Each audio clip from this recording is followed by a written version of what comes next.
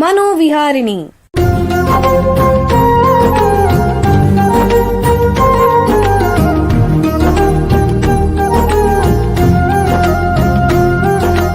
ಬೆಂಗಳೂರಿನ ನಿಮ್ಹಾನ್ಸ್ ವತಿಯಿಂದ ಮಾನಸಿಕ ಆರೋಗ್ಯ ಮತ್ತು ನರವಿಜ್ಞಾನ ಕುರಿತ ಪ್ರಾಯೋಜಿತ ಶಿಕ್ಷಣ ಮಾಲಿಕೆ. ಸಹಯೋಗ ಕರ್ನಾಟಕ ವಿಜ್ಞಾನ ಮತ್ತು ತಂತ್ರಜ್ಞಾನ ಅಕಾಡೆಮಿ, ವಿಜ್ಞಾನ ಮತ್ತು ತಂತ್ರಜ್ಞಾನ ಇಲಾಖೆ, ಕರ್ನಾಟಕ ಸರ್ಕಾರ. ಕೇಳಿ ಮಾನಸಿಕ ಆರೋಗ್ಯ ಮತ್ತು ನರವಿಜ್ಞಾನ ಕುರಿತ ಮಾಲಿಕೆ ಮನೋವಿಹಾರಿಣಿ.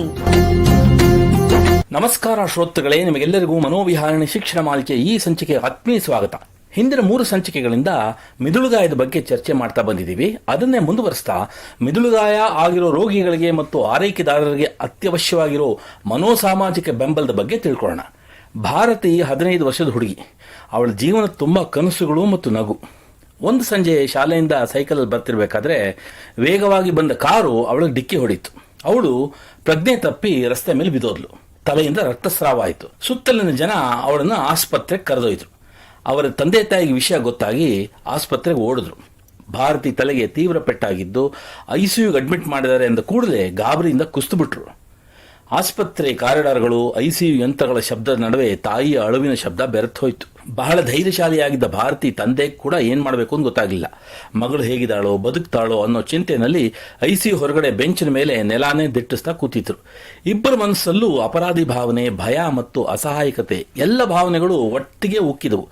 ಇಬ್ಬರಿಗೂ ಹಸುವೆ ಇಲ್ಲ, ನಿದ್ದೆ ಇಲ್ಲ, ನೆಮ್ಮದಿ ಇಲ್ಲ. ಯಾರಿಗೇ ಆಗಲಿ ಈ ಪರಿಸ್ಥಿತಿ ನಿಭಾಯಿಸೋದು ಬಹಳ ಕಷ್ಟ. ಇಂತಹ ಸಂದರ್ಭದಲ್ಲಿ ತಜ್ಞರ ಸಹಾಯ ಅವಶ್ಯಕ. ಮಿದುಳುಗಾಯದಂತಹ ಆಘಾತಕಾರಿ ಸನ್ನಿವೇಶಗಳನ್ನು ಎದುರಿಸಕ್ಕೆ ಮಾನಸಿಕ ಮತ್ತು ಸಾಮಾಜಿಕ ಬೆಂಬಲ ಬಹಳ ಮುಖ್ಯ. ಇದು ರೋಗಿಗಳಿಗೂ ಬೇಕು, ಅವರ ಕುಟುಂಬದವರಿಗೂ ಬೇಕು. ಇವತ್ತು ಮಿದುಳುಗಾಯ ಆದ ರೋಗಿಗಳಿಗೆ ಮತ್ತು ಅವರ ಕುಟುಂಬದವರಿಗೆ ಮನೋಸಾಮಾಜಿಕ ಬೆಂಬಲದ ಬಗ್ಗೆ ಹೆಚ್ಚಿನ ಮಾಹಿತಿ ಸಂಗ್ರಹಿಸೋಣ. ಮನೋಸಾಮಾಜಿಕ ಕಾರ್ಯಕ್ಷೇತ್ರದಲ್ಲಿ ಸುಮಾರು 30 ವರ್ಷಗಳಿಂದ ಸೇವೆ ಮತ್ತು ಸಂಶೋಧನೆ ಮಾಡ್ತಾ ಇರೋ ನಿಮ್ಹಾನ್ಸ್ನ ಸೈಕ್ಯಾಟ್ರಿಕ್ ಸೋಷಿಯಲ್ ವರ್ಕ್ ವಿಭಾಗದಲ್ಲಿ ಹೆಚ್ಚುವರಿ ಪ್ರಾಧ್ಯಾಪಕರಾಗಿರುವಂತಹ ಡಾಕ್ಟರ್ ಟಿ.ಆರ್. ಕಣ್ಮಣಿ ಅವರು ನಮ್ಮ ಜೊತೆಗಿದ್ದಾರೆ. ಅವರನ್ನ ಸ್ವಾಗತಿಸೋಣ. ನಮಸ್ಕಾರ ಡಾಕ್ಟರ್ ಕಣ್ಮಣಿ ಅವರೇ. ನಮಸ್ಕಾರ ಸರ್. ನಿಮಗೆ ಈ ಕಾರ್ಯಕ್ರಮಕ್ಕೆ ಸ್ವಾಗತ. ಡಾಕ್ಟರ್ ಕಣ್ಮಣಿ ಅವರೇ, ನಿಮಗೆ ಮೊದಲನೇ ಪ್ರಶ್ನೆ ಏನು ಅಂತಂದ್ರೆ, ಈ ಮಿದುಳುಗಾಯ ಅಥವಾ ಹೆಡ್ ಇಂಜುರಿ ಆಗಿರುವಂತಹ ರೋಗಿಗಳಿಗೆ ಮತ್ತು ಅವರ ಆರೈಕೆ ಮಾಡೋರ ಮಾನಸಿಕ ಸ್ಥಿತಿ ಯಾವ ತರ ಇರುತ್ತೆ, ದಯವಿಟ್ಟು ತಿಳಿಸಿ. ಈಗ ತಲೆಗೆ ಗಾಯ ಆಗಿರುವ ಪೇಷಂಟ್ ಮತ್ತೆ ಅವ್ರ ಫ್ಯಾಮಿಲಿ ಮೆಂಬರ್ಸ್ಗೆ ಸಾಮಾನ್ಯವಾಗಿ ಏನಾಗತ್ತೆ ಅಂದ್ರೆ, ಇದು ದೈಹಿಕವಾಗಿ ಮಾತ್ರ ಅಫೆಕ್ಟ್ ಆಗಲ್ಲ, ಅವ್ರಿಗೆ ಮಾನಸಿಕ ಒತ್ತಡಗಳಾಗತ್ತೆ. ಪೇಷಂಟ್ ಆಗ್ಲಿ ಇಲ್ಲ ಕೇರ್ ಗಿವರ್ ಇವ್ರು ನೋಡ್ಕೊಳ್ಳುವ ಫ್ಯಾಮಿಲಿ ಮೆಂಬರ್ಸ್ ಆಗ್ಲಿ ಡಿಪ್ರೆಷನ್ ಒಳಗಾಗ್ತಾರೆ. ತುಂಬಾ ಟೈಮ್ ಅವ್ರಿಗೆ ಕೊಡ್ಬೇಕಲ್ಲ. ಪ್ಲಸ್ ಪೇಷಂಟ್ಗೂ ತಾನು ಏನ್ ಮಾಡ್ತೀವಿ, ಅಯ್ಯೋ ನನಗೆ ಹಿಂಗ್ ಗಾಯ ಆಯ್ತು, ನಾನು ಎಲ್ಲೂ ಓಡಾಡಕ್ ಆಗಲ್ಲ ಅನ್ನೋ ಒಂದು ದುಃಖದಲ್ಲಿ ದುಃಖ ಆಗುವಂತ ಸಂಕಟ ಆಗತ್ತೆ. ಎರಡನೇದು ತುಂಬಾ ಗಾಬರಿ ಆಗತ್ತೆ ಅಥವಾ ಆತಂಕ ಮತ್ತು ಗೊಂದಲಗಳು ತುಂಬಾ ಜಾಸ್ತಿ ಇರತ್ತೆ ಅವರಿಗೆ. ನಾವು ಏನ್ ಮಾಡ್ತೀವಿ ಗೊತ್ತಾಗಲ್ಲ. ಈಗ ಮೈಲ್ಡ್ ಆಗಿ ಏನಾದ್ರು ತಲೆಗೆ ಪೆಟ್ಟು ಬಿತ್ತಿದ್ರೆ ಅವರು ಸಾಮಾನ್ಯವಾಗಿ ನಾವ್ ಹೆಂಗಿರ್ತೀವೋ ಅದೆಲ್ಲ ಇರತ್ತೆ. ಯಾವಾಗ್ಲೂ ಒಂದೊಂದ್ ಸಮಯ ಮರು ಇರತ್ತೆ. ಮಾಡ್ರೇಟ್ ಆಗಿರೋರು ಏನಿರತ್ತೆ 50-50, ಲೈಕ್ ಮುಂಚೆ ಮಾಡಿದಷ್ಟಕ್ಕೆ ಅವ್ರ ಕೈಯಲ್ಲಿ ಕೆಲಸ ಮಾಡ್ಲಿಕ್ಕೆ ಸ್ವಲ್ಪ ಆಗತ್ತೆ. ಬಟ್ ಇನ್ನೊಂದು 50 ಭಾಗ ಟೋಟಲಿ ಕೇರ್ ಗಿವರ್ ಮೇಲೆ ಡಿಪೆಂಡ್ ಆಗೋಗಿರ್ತಾರೆ. ಸಿವಿಯರ್ ಇರೋರಿಗೆ ತುಂಬಾ ಏನು ಮಾಡಕ್ ಆಗೋದಿಲ್ಲ. ಅವ್ರು totally dependent and family members totally ಅವ್ರು ನೋಡ್ಕೋಬೇಕು, ಮಗುನ ನೋಡ್ಕೊಂಡಿದ್ದಂಗೆ ಇರತ್ತೆ. ಸೊ ಆವಾಗ ಫ್ಯಾಮಿಲಿ ಮೆಂಬರ್ಸ್ಗೆ ತುಂಬಾ ಸಂಕಟಗಳಿಗೆ ಒಳಗಾಗ್ತಾರೆ. ಆಮೇಲೆ ಇನ್ನೊಂದು ಏನಾಗತ್ತೆ ಅಂದ್ರೆ ಕಾಗ್ನಿಟಿವ್ ಇಂಪೈರ್ಮೆಂಟ್ಸ್ ಅವ್ರಿಗೆ ಆಗತ್ತೆ. ಆಕ್ಸಿಡೆಂಟ್ ಆಗಿದ ಮೇಲೆ ಒಂದು ಎಕ್ಸಿಕ್ಯೂಟಿವ್ ಫಂಕ್ಷನಿಂಗ್ ಹೇಳ್ತೀವಿ, ಆಮೇಲೆ ನಮ್ಮ ಜ್ಞಾಪಕ ಶಕ್ತಿ ಹೇಳ್ತೀವಿ, ಆಮೇಲೆ ಬುದ್ಧಿ ಇರುತ್ತೆ. ಹೆಡ್ ಇಂಜುರಿ ಯಾವ ರೀತಿನಲ್ಲಿ ಯಾವ ಕಡೆ ಅವ್ರು ಬಿತ್ತರೋ ಆ ಭಾಗ ಅಫೆಕ್ಟ್ ಆಗೋಗುತ್ತೆ. ಸೊ ಅಲ್ಲಿ ಅಫೆಕ್ಟ್ ಆದಾಗ ಅವ್ರು ಹೇಗೆ ಆಕ್ಸಿಡೆಂಟ್ ಆಗಕ್ ಮುಂಚೆ ಇದ್ರೋ ಆ ತರ 100% ಆಗಲ್ಲ.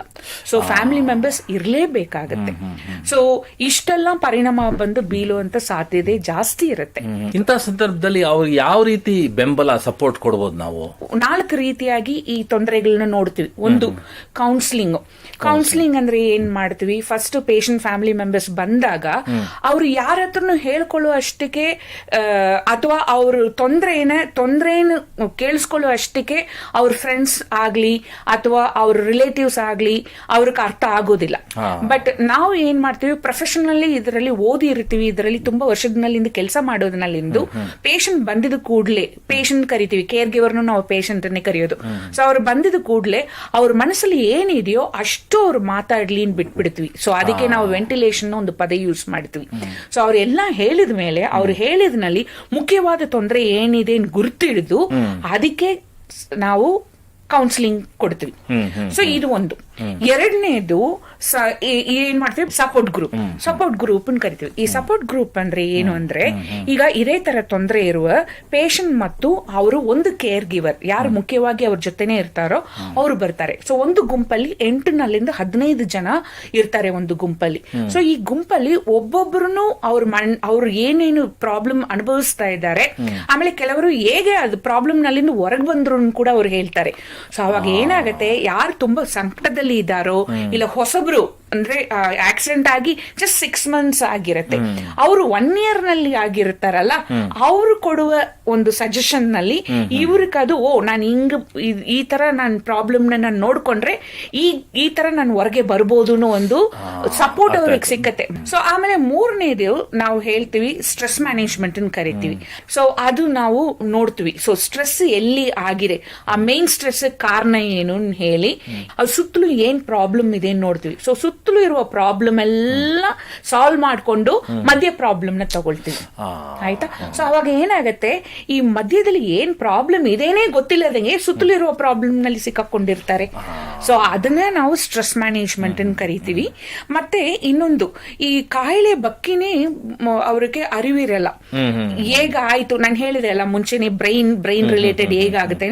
ಸೊ ಅದನ್ನ ಅರಿವು ಮುಟ್ಟುವಷ್ಟಕ್ಕೆ ಚಿತ್ರ ಬರೆದು ತೋರಿಸಿ ಏನೇನ್ ತೊಂದರೆ ಆಗತ್ತೆ ಅವ್ರಿಗೆ ಹೇಳ್ಕೊಡ್ತೀವಿ ಸರ್. ಬಹಳ ಉಪಯುಕ್ತ ಮಾಹಿತಿ ನೀಡಿದಿರಾ. ಈಗ ಒಂದು ಸಣ್ಣ ವಿರಾಮ ತಗೊಳ್ಳೋಣ. ನಂತರ ಮಿದುಳುಗಾಯ ಆಗಿರುವಂತಹ ರೋಗಿಗಳಲ್ಲಿ ಯಾವ ರೀತಿ ಮನೋಸಾಮಾಜಿಕ ಬೆಂಬಲ ಅಥವಾ ಸೈಕೋಸೋಷಿಯಲ್ ಸಪೋರ್ಟ್ ಕೊಡಬಹುದು ಅನ್ನೋದ್ರ ಬಗ್ಗೆ ಚರ್ಚೆನ ಮುಂದುವರಿಸೋಣ. ಬೆಂಗಳೂರಿನ ನಿಮ್ಹಾನ್ಸ್ ಮಾನಸಿಕ ಆರೋಗ್ಯ ಮತ್ತು ನರವಿಜ್ಞಾನ ಕ್ಷೇತ್ರದಲ್ಲಿ ಹೆಸರುವಾಸಿ. ಶ್ರೇಷ್ಠ ಗುಣಮಟ್ಟದ ಔಷಧೋಪಚಾರ, ಸಂಶೋಧನೆ ಮತ್ತು ತರಬೇತಿ ಇವೇ ನಿಮ್ಹಾನ್ಸ್ನ ಪ್ರಮುಖ ಧ್ಯೇಯಗಳು. ದೇಶದ ವಿವಿಧ ಭಾಗಗಳಿಂದ ಬರುವ ಲಕ್ಷಾಂತರ ಜನರಿಗೆ ಚಿಕಿತ್ಸೆ ನೀಡುವ ನಿಮ್ಹಾನ್ಸ್ಗೆ ರಾಷ್ಟ್ರೀಯ ಪ್ರಾಮುಖ್ಯತಾ ಸಂಸ್ಥೆ ಎಂಬ ಗೌರವ. ಚಿಕಿತ್ಸೆ ಮತ್ತು ವೈದ್ಯಕೀಯ ಸೇವೆಗಳ ಜೊತೆಯಲ್ಲಿ ನರರೋಗ ಮತ್ತು ಮನೋವೈದ್ಯಕೀಯ ಪುನರ್ವಸತಿ ಸೇವೆಗಳು, ಸಮುದಾಯ ಮಟ್ಟದ ಆರೋಗ್ಯ ಕಾರ್ಯಕ್ರಮಗಳನ್ನು ನಡೆಸುವುದು ಹಾಗೂ ಜನಜಾಗೃತಿ ಮೂಡಿಸುವ ಕೆಲಸಗಳಲ್ಲಿ ಸಕ್ರಿಯವಾಗಿದೆ ನಿಮ್ಹಾನ್ಸ್. ಈ ನಿಟ್ಟಿನಲ್ಲಿ ಆಕಾಶವಾಣಿಯ ಶ್ರೋತೃಗಳಿಗೆ ನರಮಂಡಲ ಮತ್ತು ಮಾನಸಿಕ ಆರೋಗ್ಯದ ಬಗ್ಗೆ ಉಪಯುಕ್ತ ಮಾಹಿತಿ ನೀಡುವುದೇ ಕರ್ನಾಟಕ ವಿಜ್ಞಾನ ಮತ್ತು ತಂತ್ರಜ್ಞಾನ ಅಕಾಡೆಮಿಯ ಸಹಯೋಗದೊಂದಿಗೆ ಮೂಡಿಬರುತ್ತಿರುವ ಈ ಮನೋವಿಹಾರಿಣಿ ಶಿಕ್ಷಣ ಮಾಲಿಕೆಯ ಮೂಲ ಉದ್ದೇಶ. ವಿರಾಮದ ನಂತರ ಮನೋವಿಹಾರಣಿಯ ಈ ಸಂಚಿಕೆಗೆ ನಿಮಗೆಲ್ಲರಿಗೂ ಮತ್ತೊಮ್ಮೆ ಸ್ವಾಗತ. ವಿರಾಮಕ್ಕೆ ಮುಂಚೆ ಮಿದುಳುಗಾಯದ ರೋಗಿಗಳಿಗೆ ಮತ್ತು ಅವರ ಆರೈಕೆದಾರರಿಗೆ ಮನೋಸಾಮಾಜಿಕ ಬೆಂಬಲ ಅಂದರೆ ಸೈಕೋಸೋಷಿಯಲ್ ಸಪೋರ್ಟ್ ಬಗ್ಗೆ ನಿಮ್ಹಾನ್ಸ್ನ ತಜ್ಞರಾದ ಡಾಕ್ಟರ್ ಕಣ್ಮಣಿಯವರ ಹತ್ರ ಮಾತಾಡ್ತಾ ಇದ್ವಿ. ಈಗ ಆ ಚರ್ಚೆನ ಮುಂದುವರಿಸೋಣ. ಡಾಕ್ಟ್ರೇ, ಈ ರೀತಿ ಸೈಕೋಸೋಷಿಯಲ್ ಸಪೋರ್ಟ್ ಅನ್ನೋದನ್ನ ಮೆದುಳುಗಾಯ ಆಗಿರೋ ರೋಗಿಗಳಿಗೆ ಅದು ಯಾರು ಕೊಡಬಹುದು? ಇದು ಎಲ್ಲರೂ ಕೊಡ್ಲಿಕ್ಕೆ ಆಗೋದಿಲ್ಲ. ಈಗ ನಮ್ಮ ನಿಮ್ಹಾನ್ಸ್ ಅಲ್ಲಿ ನೀವು ತಗೊಂಡ್ರೆ ಮಲ್ಟಿ ಡಿಸಿಪ್ಲಿನರಿ ಅಪ್ರೋಚ್ ಒಂದು ಮಾಡ್ತೀವಿ. ಅದರಲ್ಲಿ ಸರ್ಜನ್ ಇರ್ತಾರೆ, ನಮ್ಮಂತ ಸೈಕಾಟ್ರಿಕ್ ಸೋಷಿಯಲ್ ವರ್ಕರ್ಸ್ ಇರ್ತಾರೆ, ಆಮೇಲೆ ಸೈಕಾಲಜಿಸ್ಟ್ ಇರ್ತಾರೆ, ಫಿಸಿಯೋಥೆರಪಿಸ್ಟ್ ಇರ್ತಾರೆ, ಆಕ್ಯುಪೇಷನಲ್ ಥೆರಪಿಸ್ಟ್ ಇರ್ತಾರೆ, ಫಿಸಿಯಾಟ್ರಿಸ್ಟ್ ಇರ್ತಾರೆ. ಎಲ್ಲಾರು ಮಾಸ್ಟರ್ಸ್ ಡಿಗ್ರಿ ಆಗಿದ ಮೇಲೆ ಸೂಪರ್ ಸ್ಪೆಷಾಲಿಟಿ ಕರೀತಾರೆ. ಹೇಗೆ ಕೌನ್ಸಿಲಿಂಗ್ ಕೊಡಬೇಕು, ಥೆರಪಿ ಕೊಡಬೇಕಾಗತ್ತೆ, ಈ ತರ ಪೇಷಂಟ್ ಬಂದಾಗ ಯಾವ ರೀತಿನಲ್ಲಿ ಅವ್ರಿಗೆ ಸ್ಕಿಲ್ ಅಂದ್ರೆ ಮುಂಚೆ ಅವರು ನಡೆಸಿದ ಜೀವನ ಈಗ ಆಕ್ಸಿಡೆಂಟ್ ಆಗಿದ ಮೇಲೆ ಅವರು ಯಾವುದನ್ನು ಜ್ಞಾಪಕ ಇರಲ್ಲ. ಅದೇ ತರ ಫ್ಯಾಮಿಲಿ ಮೆಂಬರ್ಸು ಇಷ್ಟು ದಿವಸ ಅವ್ರು ಸಂಪಾದನೆ ಮಾಡಿದ್ದು ಅಥವಾ ಇವರು ಸಂಪಾದನೆ ಮಾಡಿ ಜೀವನ ಚೆನ್ನಾಗಿ ಹೋಗ್ತಾ ಇರತ್ತೆ, ಸಡನ್ ಆಗಿ ಫ್ಯಾಮಿಲಿನಲ್ಲಿ ಒತ್ತಡ ಆಗತ್ತೆ. ಸೊ ಅದನ್ನ ಯಾವ ರೀತಿನಲ್ಲಿ ಪರಿಹಾರ ಕೊಡಬಹುದು ಎಲ್ಲಾ ಟ್ರೈನಿಂಗ್ನು ಈ ಮಾಸ್ಟರ್ಸ್ ಲೆವೆಲ್ ಆಗ್ಲಿ, ಎಂಫಿಲ್ ಆಗ್ಲಿ, PhD ಆಗ್ಲಿ ಆಗಿರತ್ತೆ. ಅಂತವ್ರು ಮಾತ್ರ ಇವ್ರಿಗೆ ಸಪೋರ್ಟ್ ಕೊಡ್ಲಿಕ್ಕೆ ಸಾಧ್ಯ ಆಗತ್ತೆ. ವಿಶೇಷವಾಗಿ ಮಿದುಳುಗಾಯ ಆಗಿರೋ ರೋಗಿಗಳಿಗೇನೆ ಯಾವ ರೀತಿ ಮನೋಸಾಮಾಜಿಕ ಬೆಂಬಲ ಬೇಕಾಗ್ಬೋದು, ದಯವಿಟ್ಟು ತಿಳಿಸಿ. ನಾನು ಆಲ್ರೆಡಿ ಹೇಳಿದ ಪ್ರಕಾರ ಸರ್, ಅವ್ರಿಗೆ ಮಾನಸಿಕವಾಗಿ ಡಿಪ್ರೆಷನ್ ಆಗುತ್ತೆ, ಆಮೇಲೆ ಆಂಗ್ಸೈಟಿ ಆಗತ್ತೆ. ವೆರಿ ಇಂಪಾರ್ಟೆಂಟ್ ಕಾಂಪೊನೆಂಟ್ ನಾವೆಲ್ಲರೂ ಮರ್ತೋಗೋದು ಬರ್ನ್ಔಟ್ ಅಂತ ಕರಿತೀವಿ. ಬರ್ನ್ಔಟ್ ಅಂದ್ರೆ ತುಂಬಾ ದಿವಸಗಳು, ಒಂದು 3 ತಿಂಗಳಾಗ್ಲಿ 6 ತಿಂಗಳಾಗ್ಲಿ ಅವ್ರನ್ನೇ ನೋಡ್ಕೊಂಡು ಅವ್ರ ಜೊತೆನೇ ಇತ್ಕೊಂಡು ಇರ್ತಾರಲ್ಲ, ಅವಾಗ ಅಯ್ಯಪ್ಪ ನಾನು ಯಾಕಪ್ಪ ಇರಬೇಕು, ಇದ್ದು ಏನು ಪ್ರಯೋಜನ ಅನ್ನೋ ಒಂದು ರೀತಿಗೆ ಒಳಗಾಗ್ತಾರೆ. ಅಂದ್ರೆ ಅದನ್ನ ನಾನು ಸೂಸೈಡ್ ಅನ್ ಕರೆಯಲ್ಲ, ಬಟ್ ಬರ್ನ್ಔಟ್ ನಾವು ಕರಿತೀವಿ. ಅಂದ್ರೆ ನನಗೆ ಯಾರು ಇಲ್ಲ, ಯಾರನ್ನು ನನ್ನನ್ನ ಈ ಪೇಷಂಟ್ ನೋಡ್ಕೊಳ್ಳಕ್ಕೆ ನನ್ನ ಬಂದು ಯಾರನ್ನು ಕಾಪಾಡಲ್ಲ ಅನ್ನೋ ಒಂದು ಈ ಸಿಚುವೇಶನ್ ಅವರು ಒಳಗಾಗ್ತಾರೆ. ಪೇಷಂಟ್ ಫ್ಯಾಮಿಲಿ ಮೆಂಬರ್ಸ್ ಅನ್ನು ಬರ್ನ್ಔಟ್ ಆಗೋಗ್ತಾರೆ. ಸೊ ಆ ಬರ್ನ್ಔಟ್ ಆದಾಗ ಏನಾಗತ್ತೆ, ಅವ್ರಿಗೆ ತುಂಬಾ ಮಾನಸಿಕವಾಗಿ ತೊಂದರೆ ಆಗತ್ತೆ. ಪ್ಲಸ್ ಆ ಕೇರ್ ಗಿವರ್ಗೆ ಫ್ಯಾಮಿಲಿ ಮೆಂಬರ್ಸ್ಗೆ ಡಿಪ್ರೆಷನ್ ಆಗತ್ತೆ, ಫ್ಯಾಮಿಲಿ ಮೆಂಬರ್ಸ್ಗೆ ಗಾಬರಿ ಆಗೋಗುತ್ತೆ, ಫ್ಯಾಮಿಲಿ ಮೆಂಬರ್ಸ್ಗೆ ದುಃಖ ತುಂಬಾ ಜಾಸ್ತಿ ಆಗೋಗಿ ಹೆಲ್ಪ್ಲೆಸ್ನೆಸ್, ಹೋಪ್ಲೆಸ್ನೆಸ್ ಸುಮಾರು ಭಾವನೆಗಳು ಬರುತ್ತೆ. ಸೊ ಇದು ಒಂದು ಆಗತ್ತೆ. ಆಮೇಲೆ ನಾವೇನ್ ಮಾಡ್ತೀವಿ, ಸಪೋರ್ಟಿವ್ ನೆಟ್ವರ್ಕ್ ಅನ್ನು ಕರಿತೀವಿ. ಅಂದ್ರೆ ಇದೇ ತರ ಅನುಭವಿಸುವ ಕೇರ್ ಗಿವರ್ಸ್ ನಾನು ಆಲ್ರೆಡಿ ಗುಂಪು ಹೇಳಿದೆ ಅಲ್ವಾ, ಗ್ರೂಪ್. ಸೊ ಆ ಗ್ರೂಪ್ ಫಾರ್ಮೇಶನ್ ಮಾಡಿ ಇವ್ರು ಯಾವ ರೀತಿನಲ್ಲಿ ಹೊರಗಡೆ ಬರ್ಬೋದು ಅನ್ನೋದನ್ನ ಚರ್ಚೆ ಮಾಡಿ ಹೊರಗೆ ಕರ್ಕೊಂಡು ಬರ್ತೀವಿ. ಆಮೇಲೆ ವಿ ಆಲ್ಸೋ ಇಲ್ನೆಸ್ ಎಜುಕೇಶನ್, ಅಂದ್ರೆ ಈ ಬ್ರೈನ್ ಅಲ್ಲಿ ಪೆಟ್ಟು ಬಿತ್ತಿರೋದ್ನಲ್ಲಿಂದು ಏನೆಲ್ಲ ಸಂಕಟ ಆಗತ್ತೆ ಫಸ್ಟೇ ಅವ್ರಿಗೆ ಹೇಳ್ಕೊಟ್ಟು ಅವ್ರನ್ನ ಮಾನಸಿಕವಾಗಿ ನಾವು ಪ್ರಿಪರೇಷನ್ ಮಾಡ್ತೀವಿ. ಆಮೇಲೆ ಅವರಲ್ಲಿ ಕೋಪಿಂಗ್ ಸ್ಟ್ರಾಟಜಿನ್ ಕರಿತೀವಿ. ಯಾವುದೇ ಸಂಕಟ ಬಂದ್ರು ಅದನ್ನ ಹೇಗೆ ಎದುರಿಸಬೇಕು, ಆಮೇಲೆ ಅದರಲ್ಲಿಂದ ಹೊರಗೆ ಬರ್ಲಿಕ್ಕೆ ದಾರಿಗಳು ಏನು ಅನ್ನೋದನ್ನೇ ಟ್ರೈನ್ ಮಾಡ್ತೀವಿ ಅವ್ರನ್ನೇ. ಆಮೇಲೆ ಕೆಲವು skills like problem solving skills, ಯಾವುದೋ ಒಂದು ತೊಂದರೆ ಆಗೋಯ್ತು, ತೊಂದರೆ ಆಗಿದ ತಕ್ಷಣ ಹಂಗೆ ಫ್ರೀಸ್ ಆಗೋದಿಲ್ಲ, ಆ ತೊಂದರೆನೇ ಯಾವ ರೀತಿನಲ್ಲಿ ನೋಡಿ, ತೊಂದರೆ ಎಲ್ಲಿಂದ ಶುರುವಾಯಿತು ನೋಡಿ ಅದನ್ನ ಯಾವ ತರ ಅವರು ಹೊರಗೆ ಬರಬೇಕು ಅನ್ನೋದನ್ನ ಹೇಳ್ಕೊಡ್ತೀವಿ. ಇದು ಸಾಧಾರಣವಾಗಿ ರೋಗಿಗಳಿಗೆ ನೀವು ಈ ರೀತಿ ಒಂದು ಸಪೋರ್ಟ್ ಕೊಡ್ತೀರಿ. ಫ್ಯಾಮಿಲಿ ಮೆಂಬರ್ಸ್ಗೂ ಸೇಮ್ ಕೊಡ್ತೀವಿ. ಫ್ಯಾಮಿಲಿ ಮೆಂಬರ್ಸ್ಗೆ ಅಂದ್ರೆ ವಿಶೇಷವಾಗಿ ಯಾವ ರೀತಿ ಹೆಚ್ಚಿಗೆ ಸಪೋರ್ಟ್ ಬೇಕಾಗುತ್ತೆ? Home care. ಈಗ ಹಾಸ್ಪಿಟಲ್ ಅಲ್ಲಿ ಇದ್ದಾಗ ನಾವೆಲ್ಲರೂ ಸುತ್ತಿ ಇರ್ತೀವಿ, ಅವ್ರಿಗೆ ಭಯ ಆಗಲ್ಲ, ಗಾಬರಿ ಆಗಲ್ಲ, ಇಂಡಿಪೆಂಡೆಂಟ್ ಆಗಿ ಮಾಡ್ಬೇಕು ಅನ್ನೋ ಒಂದು ಕಷ್ಟನೂ ಆಗಲ್ಲ. ಬಟ್ ಮನೆಗೆ ಹೋಗಿದ ಮೇಲೆ ಎಲ್ಲಾ ಸಂಕಟನೂ ಶುರುವಾಗತ್ತೆ. ಈಗ ಫಿಸಿಕಲಿ ಕೆಥೆಟರ್ ಇರುತ್ತೆ, ಅಥವಾ ಲೈಕ್ ಟ್ರೆಕೋಸ್ಟಮಿ ಅಂತೀವಿ, ಲೈಕ್ ಉಸಿರಾಡಕ್ಕೆ ತೊಂದರೆ ಆದಾಗ ಒಂದು ಹೋಲ್ ಹಾಕಿ ಅದಕ್ಕೊಂದು ಮೆಷಿನ್ ಹಾಕಿರ್ತಾರೆ. ಮೆಷಿನ್ ನಾನು ಹೇಳ್ತೀನಿ, ಬಟ್ ಟ್ರೆಕೋಸ್ಟಮಿ.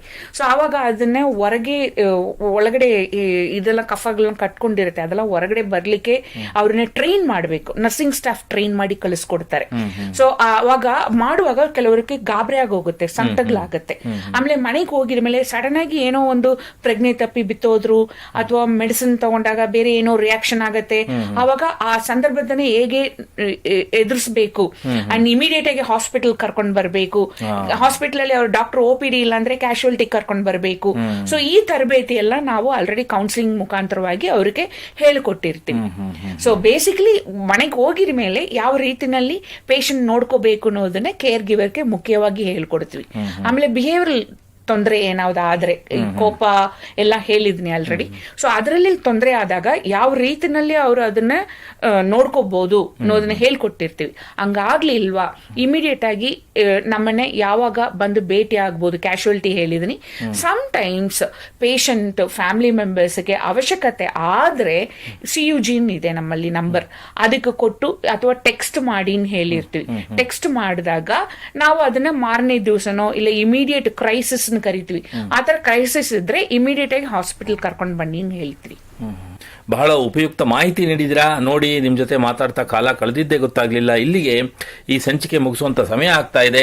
ಡಾಕ್ಟರ್ ಕಣ್ಮಣಿ ಅವರೇ, ಎಲ್ಲ ಕೇಳುಗರಿಗೆ ಮಿದುಳುಗಾಯದ ರೋಗಿಗಳಲ್ಲಿ ಯಾವ ರೀತಿ ಮನೋಸಾಮಾಜಿಕ ಬೆಂಬಲ ಕೊಡಬಹುದು, ಅದರ ಉಪಯುಕ್ತತೆ ಏನು ಅನ್ನೋದ್ರ ಬಗ್ಗೆ ಮಾಹಿತಿ ನೀಡಿದಿರಾ. ನಿಮಗೆ ಎಲ್ಲರ ಪರವಾಗಿ ಧನ್ಯವಾದಗಳು. ಶ್ರೋತೃಗಳೇ, ಮಾನಸಿಕ ಆರೋಗ್ಯ ಮತ್ತು ನರವಿಜ್ಞಾನದ ಬಗ್ಗೆ ಇನ್ನೂ ಹೆಚ್ಚಿನ ಮಾಹಿತಿಯೊಂದಿಗೆ ಮನೋವಿಹಾರಣೆಯ ಮುಂದಿನ ಸಂಚಿಕೆಯಲ್ಲಿ ಭೇಟಿಯಾಗೋಣ. ನಮಸ್ಕಾರ. ಇಲ್ಲಿಯವರೆಗೆ ಬೆಂಗಳೂರಿನ ನಿಮ್ಹಾನ್ಸ್ ವತಿಯಿಂದ ಮಾನಸಿಕ ಆರೋಗ್ಯ ಮತ್ತು ನರವಿಜ್ಞಾನ ಕುರಿತ ಪ್ರಾಯೋಜಿತ ಶಿಕ್ಷಣ ಮಾಲಿಕೆ ಮನೋವಿಹಾರಿಣಿ ಕೇಳಿದಿರಿ.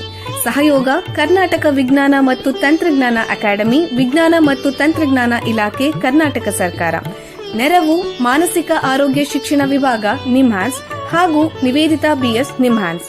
ಸಂಗೀತ ಸಂಯೋಜನೆ ಕೆ ಕಲ್ಯಾಣ್. ಪರಿಕಲ್ಪನೆ, ನಿರೂಪಣೆ ಮತ್ತು ನಿರ್ಮಾಣ ಡಾಕ್ಟರ್ ಎಂಎಂ ಶ್ರೀನಿವಾಸ್ ಭರತ್ ನಿಮ್ಹಾನ್ಸ್. ನಿಮ್ಮ ಸಂದೇಶಗಳನ್ನು ಕಳಿಸಬೇಕಾದ ದೂರವಾಣಿ ಸಂಖ್ಯೆ 7891105524 7899105524. ವಾಟ್ಸ್ಆಪ್ ಸಂದೇಶಗಳು ಮಾತ್ರ. ಈ ಕಾರ್ಯಕ್ರಮದ ಮುಂದಿನ ಸಂಚಿಕೆ ಮುಂದಿನ ವಾರ ಇದೇ ಸಮಯಕ್ಕೆ ಮನೋವಿಹಾರಿಣಿ ಮಾಲಿಕೆಯಲ್ಲಿ.